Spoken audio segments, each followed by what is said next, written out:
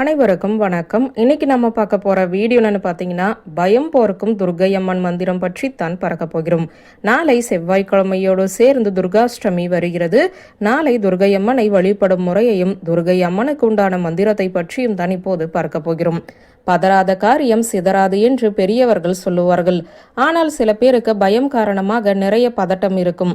அந்த பதட்டத்திலேயே சில விஷயங்களை செய்ய துவங்குவார்கள்.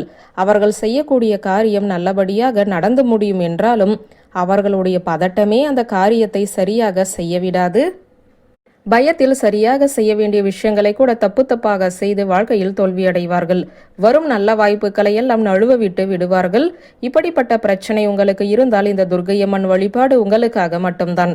குறிப்பாக இதை பெண்கள் செய்வது சிறப்பான பலனை கொடுக்கும். ஏனென்றால் சில பெண்களுக்கு வாழ்க்கையை நடத்தி செல்வதில் மிகவும் பதட்டம் இருக்கும். தாங்கள் எடுக்கக்கூடிய முடிவு சரிதானா தவறுதானா என்று பல முறை சிந்தித்து அவர்களுக்கு அவர்களே தண்டனையை கொடுத்து கொள்வார்கள். மனம் பதட்டத்தில் இருக்கும்போது எவ்வளவு சிந்தித்து ஒரு முடிவு எடுத்தாலும் அது தவறாகத்தான் இருக்கும். நிதானத்தில் எடுக்கக்கூடிய முடிவுதான் நமக்கு நன்மையை செய்யும். அதற்காகத்தான் இந்த வழிபாடு. பெண்களுக்காக என்று குறிப்பிட்டு சொல்கிறேன். ஆண்களுமே இந்த வழிபாட்டை செய்யலாம், தவறொன்றும் கிடையாது. இப்போது மனபயம் போக்கும் துர்க்கை வழிபாட்டை நாளை துர்காஷ்டமியில் எப்படி செய்வது என்று தொடர்ந்து பார்க்கலாங்க. வீட்டில் எப்போதும் போல வெள்ளிக்கிழமை பூஜையை செய்து முடித்து விடுவோம். அதே போல நாளை செவ்வாய்க்கிழமை ஒரே ஒரு விரலி மஞ்சள் மட்டும் கையில் வைத்துக் கொள்ளுங்கள். அந்த துர்க்கை அம்மனை மனதில் நிறுத்திக் கொள்ளுங்கள். நீங்கள் ஏற்றி வைத்திருக்கும் தீபச் சுடரில் துர்க்கை அம்மனை ஆவாகனம் செய்யுங்கள். அந்த தீபச் சுடர்தான் துர்க்கை அம்மன் என்று நினைத்து ஓம் தும் துர்காயை நமக என்ற இந்த மந்திரத்தை ஆழ்மனதில் 108 முறை சொல்லுங்கள். ஜபமாலையை கையில் வைத்துக்கொண்டு இந்த மந்திரத்தை சொல்லலாம். அல்லது கவுண்டிங் மிஷின் இருக்கிறது, அதை வாங்கி வைத்து இந்த மந்திரத்தை சொல்லலாம்.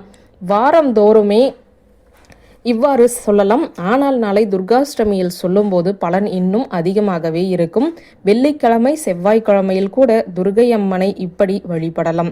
இப்படி ஒரு விரலி மஞ்சளை வைத்துக்கொண்டு இந்த மந்திரத்தை சொல்லி அந்த விரலி மஞ்சளுக்கு சக்தி கொடுக்க வேண்டும். நீங்கள் வெளியில் செல்லும் போது, முக்கியமான முடிவுகளை எடுக்கும் போது, சில முக்கியமான விஷயங்களை யோசனை செய்யும் போது இந்த மஞ்சளை கையில் வைத்துக்கொண்டு துர்க்கை அம்பாளே, நான் எடுக்கக்கூடிய முடிவு நல்லபடியாக இருக்க வேண்டும். என்னுடைய முயற்சிகள் வெற்றி அடைய வேண்டும். தேவையற்ற மனபயமும் குழப்பமும் எனக்கு வரக்கூடாது என்று பிரார்த்தனை செய்து கொள்ளுங்கள். அந்த சமயத்தில் உங்களுக்கு மன பதட்டமும் வராது, எந்த ஒரு குழப்பமும் வராது. எடுக்கக்கூடிய முடிவுகளில் நீங்கள் தீர்க்கமாகவும் தெளிவாகவும் இருப்பீர்கள். உங்களுடைய பேச்சிலும் செயலிலும் எந்த குழப்பமும் இருக்காது. அந்த ஒரு விரலி மஞ்சள் 3 மாதமோ 6 மாதமோ அப்படியே இருக்கும்.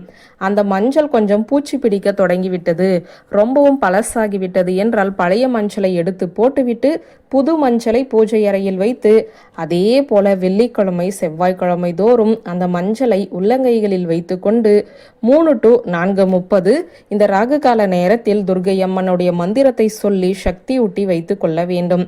அதாவது ஒரே ஒரு விரலி மஞ்சள் தான் துர்க்கை அம்மன் பாதத்தில் ஒரு சின்ன கிண்ணத்தில் இருக்க வேண்டும். இவ்வாறு ஒரு விளக்கு ஏற்றி வைத்துவிட்டு அந்த மஞ்சளை உள்ளங்கையில் வைத்து மந்திரத்தை சொல்லி மீண்டும் அந்த மஞ்சளை எடுத்து அம்பாள் பாதத்திலேயே வைத்து விட வேண்டும். தினமும் இந்த மஞ்சளை கையில் எடுத்துச் செல்ல வேண்டும் என்ற அவசியமில்லை. உங்களுடைய வாழ்க்கையில் முக்கியமான தருணங்கள் வரும்போது, முக்கியமான விஷயங்களில் முடிவெடுக்கும் போது, பதட்டமான சமயத்தில் மட்டும் இந்த மஞ்சளை கையில் வைத்து கொண்டாலும் போதுமான விஷயம்தான். நம்பிக்கை உள்ளவர்கள் இந்த துர்க்கை அம்மன் வழிபாட்டை செய்து பலன் பெறுங்கள். நன்றி, வணக்கம்.